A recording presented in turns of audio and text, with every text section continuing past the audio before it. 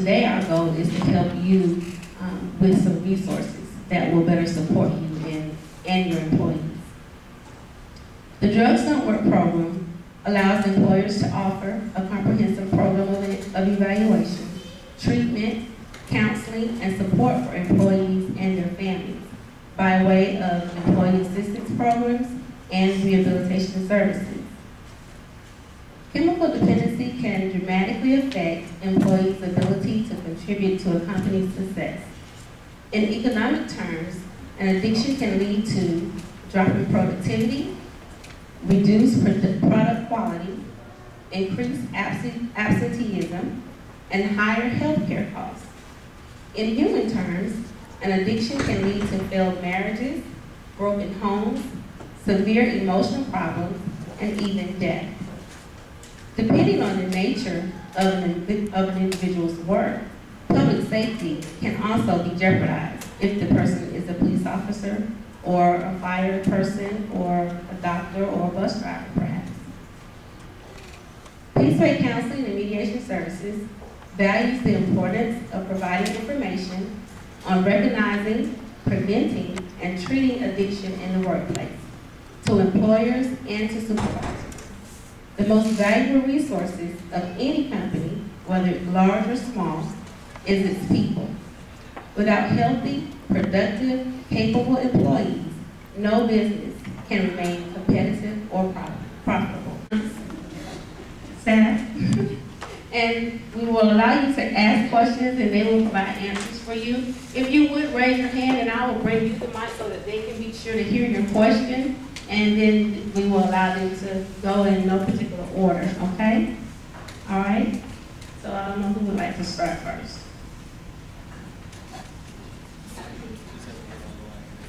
Okay. Well, we're going to have everyone to go down and introduce themselves again and discuss what they will be talking about. Good morning, my name is Susan. You can read a little bit about myself in the second page or third page actually, under Dr. Andrew's picture, lovely picture of him.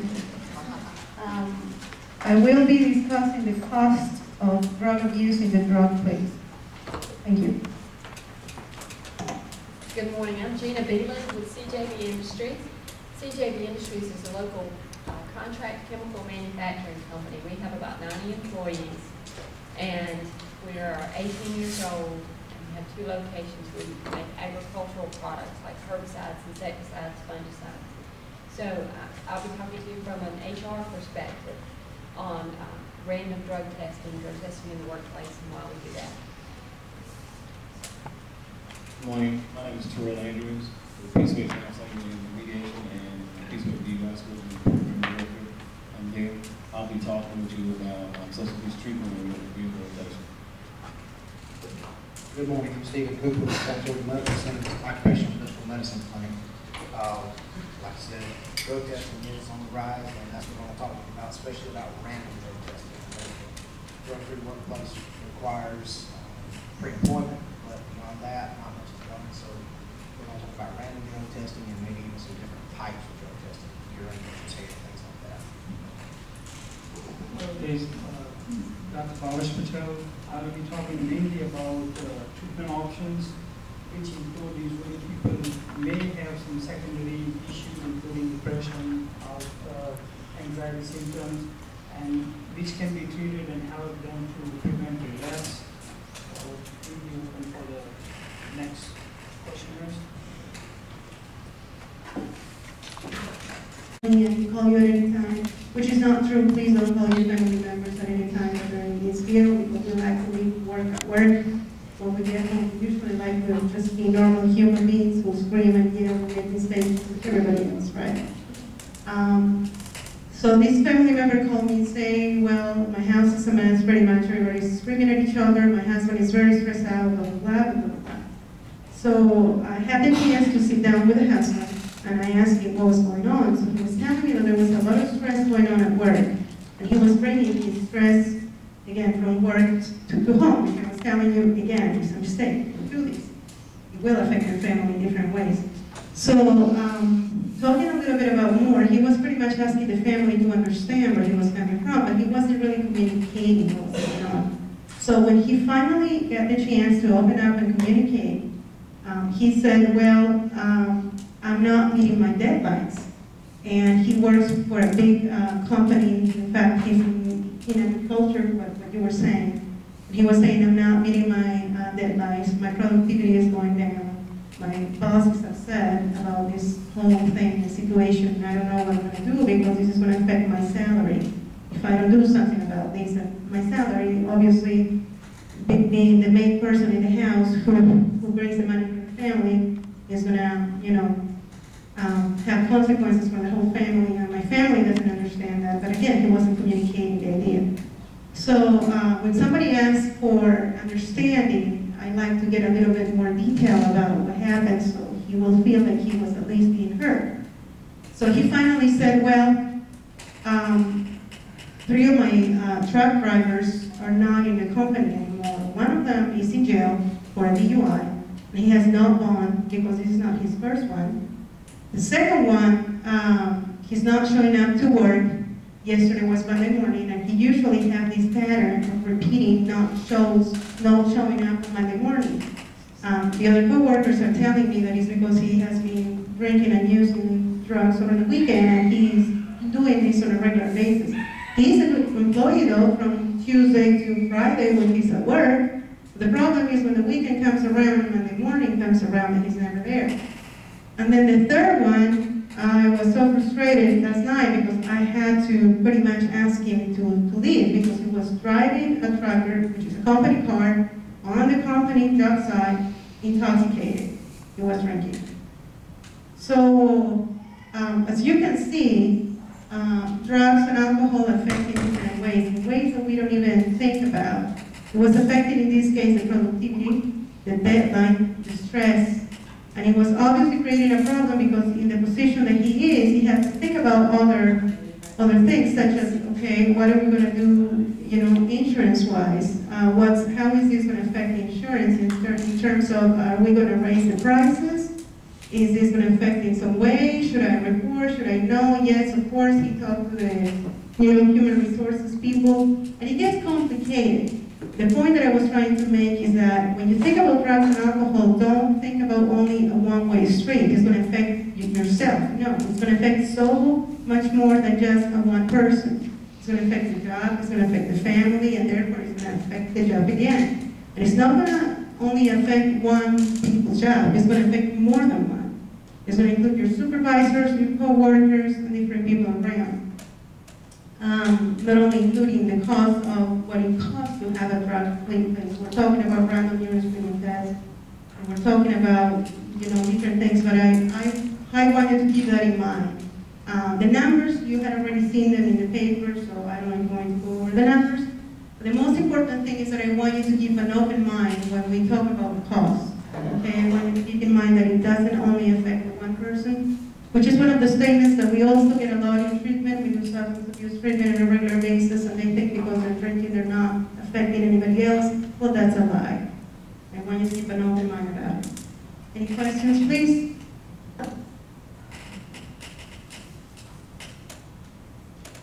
No questions from Ms. Susan? Thank you. We do random drug testing at CJB, and I guess that's part of the reason I'm on this panel. How many of you do random drug tests at your business? That's a pretty good percentage. So you do them probably for a lot of the same reasons that we do. And you saw on this little quiz, this 82%, that probably didn't surprise y'all, because one of the reasons that we do random drug testing is to keep people safe, and our employees expect that of us. They expect us to do everything we can to keep them safe. I don't want to show up at the hospital and start talking to that family member in the waiting room and have to explain that I knew somebody might be doing drugs near that person who got hurt. I'm not going to do that. We have employees who call me and say, now Jeana, don't say anything, but I think that, maybe we need to test so-and-so. And they'll tell me about that. So our employees really expect us to do that. They expect us to, I guess, wear big girl pants that day and come in and make sure that's taken care of. feel like if you don't do that, you also become an employer of choice for people who do drugs. Because so many of us are out there doing random drug testing. And it's pretty easy to get past a pre-employment drug test. So if you're just coasting on that pre-employment and you're not doing random, then you're the employer of choice. Word gets out, people realize that you're a good place to come to work. And then you've got more turnover, a higher accident rate, all that's going to cost you money and it's going to take time. When we first started, Josh Clinton and I, my husband owns the business, and we were in our late 20s, and we knew you had to do drug testing. We had been in manufacturing, but we had not started random drug testing. And he got fed up because we were getting complaints about somebody being on cocaine in the plant. And he got fed up and he brought everybody in one day and he said, 30 days from now, we're starting the test. 30 days. And about 60 days later, he had somebody come in and test everybody. We lost half our production workers that day.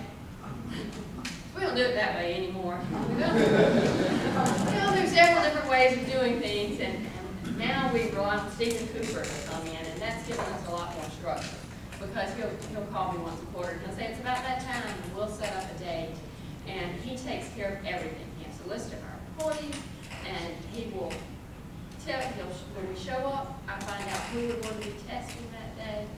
And he's got kids, he handles all the dirty work. I bring in snacks, because it's kind of awkward to be drug testing people, and it's inconvenient, it pulls away from the job. So I bring in the snacks, and I do the chit-chatting, and Stephen does all the hard work. So that's been a really good way for us to go. It's kept us a lot more consistent. Our workers' comp rates are better, and not only that, the combination of things we do. And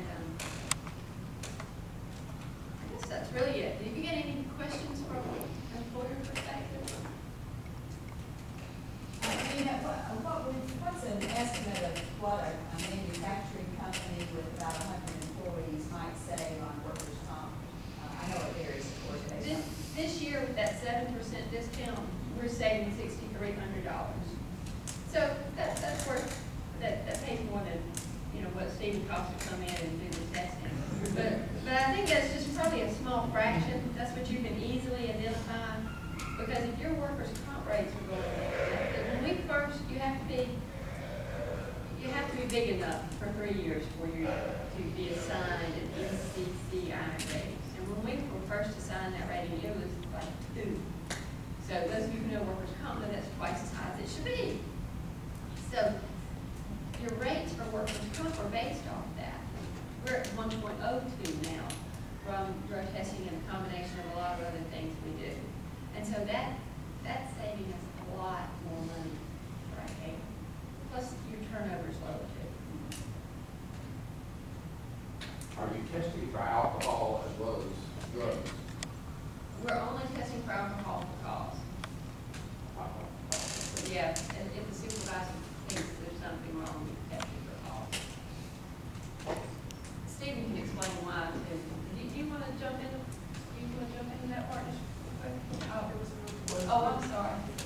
Okay. Can you discuss reasonable suspicion testing in a moment? Sure. Really, for us, that's very informal. As far as a supervisor notices something's amiss, they'll either get with their supervisor or they may call me in and explain what the situation is. I've got enough faith in our supervisors that if they think there's a reason to test, we're going to test.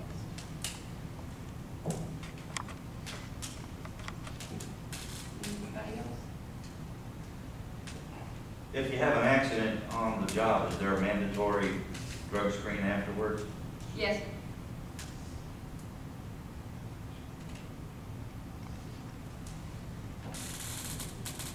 Anybody else? Is your policy on if you find somebody testing positive, do they get terminated or do they get EAP or what are the options on that? We terminate.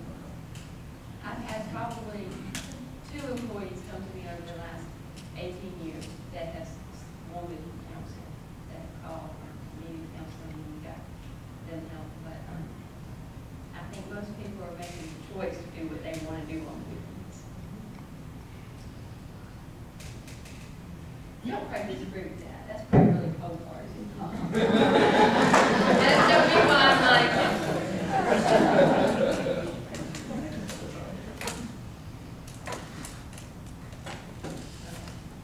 for your question. Yes, Ms. Beeland's last statement from the